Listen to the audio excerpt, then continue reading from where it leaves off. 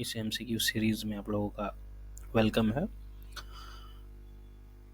ये हमारा पार्ट 6 है और क्लास 9 के फाइनल एग्जामिनेशंस के लिए बहुत इम्पोर्टेंट है। आप लोग सभी इसको नोट डाउन करेंगे। साथ ही साथ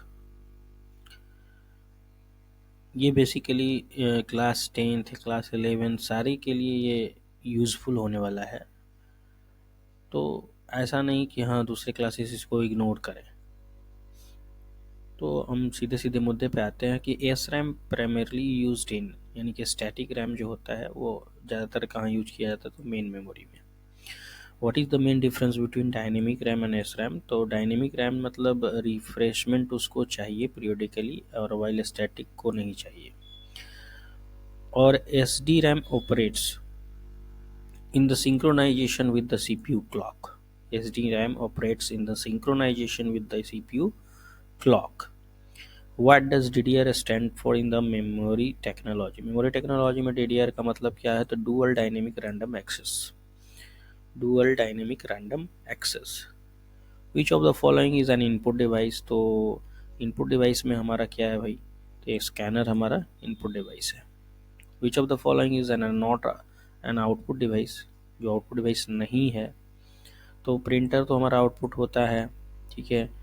और माइक्रोफोन जो हमारा, हम लोग बोलते हैं कुछ भी तो इनपुटिंग हो रहा है। प्रोजेक्टर हमको शो कराता है। हेडफोन्स हम लोग सुनने के लिए यूज़ करते हैं, तो माइक्रोफोन हमारा यहाँ सही आंसर हो जाएगा। Cache memory is use to, मतलब कैश मेमोरी मतलब ऐसी मेमोरी जो कि फ्रीक्वेंटली यानी कि डेटा को तेज़ी से एक्सेस करने में मदद करती है। तो store frequently access data and instruction increase the storage capacity backup data replacement of the main memory. No, store frequently access data and instructions.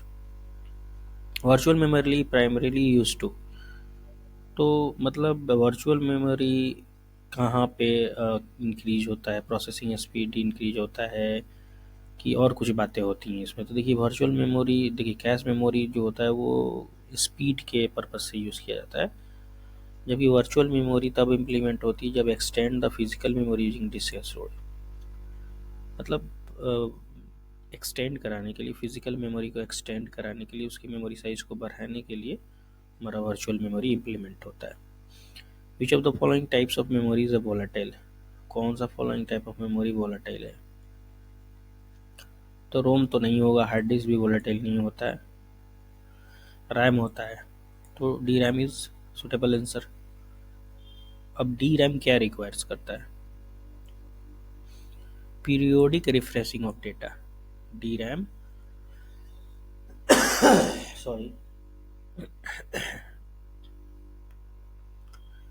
D RAM का मतलब होता है डायनेमिक रैम। तो डायनेमिक रैम ऑलवेज थोड़ा सा static RAM से क्या होता है, कॉस्टली ज़्यादा होता है, और ऐसे स्टैटिक रैम फास्ट होता है डी रैम के कंपेयरिंग में, बट डायनेमिक रैम जो होता है वो हमेशा इसको रिफ्रेशिंग की ज़रूरत पड़ती है एक पीरियड ऑफ साइकिल टाइम में, जबकि स्टैटिक रैम को इसकी कोई रिक्वायरमेंट नहीं होती है।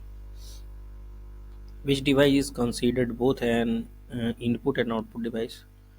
तो वेबकेम को ऐसा बोल सकते हैं कि इनपुट एंड आउटपुट दोनों एज ए कंसीडर्ड करता है। The main purpose of cache memory is to reduce latency, frequently access, provide long-term store, program permanently replace the name, reduce the latency of storing frequently access data।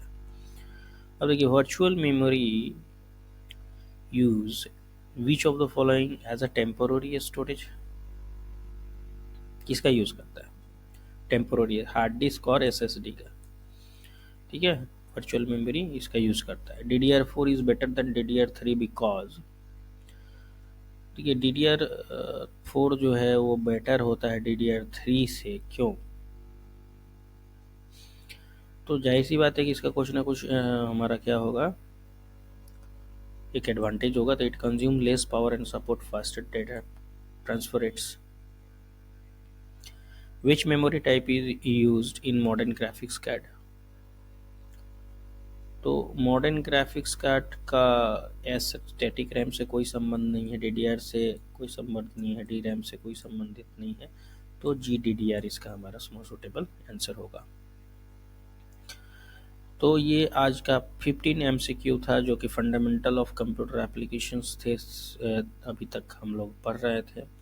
काफ़ी important MCQs हैं जो आपके life time के लिए computer science में आपके उपयोगी हैं, ना कि आप केवल क्लास 9, 10, 11, 12 की बात करें। मतलब लाइफ टाइम में कोई भी अगर आप एग्जामिनेशन क्रैक करना चाहते हैं तो ये बहुत ही इंपॉर्टेंट क्वेश्चन है, ये पूछे जा सकते हैं और अक्सर हाँ सारे एग्जामिनेशन में इस तरह के क्वेश्चन पूछे जाते हैं। तो आप लोग इसको नोट डाउन करेंगे। फिर मैं इस चूँकि हम लोग बहुत फास्ट इसका काम कर रहे हैं, फास्ट में वे में हम लोग चल रहे हैं, इस वजह से सब्जेक्टिव टाइप क्वेश्चंस अभी मैं नहीं करवा पा रहा। खैर आगे भी हम लोग करेंगे उस चीज़ को। तो नेक्स्ट में फिर मैं कुछ MCQs के साथ आपके पास आऊँगा और आप लोग तब तक इसको नोट डाउन करें। Thank you.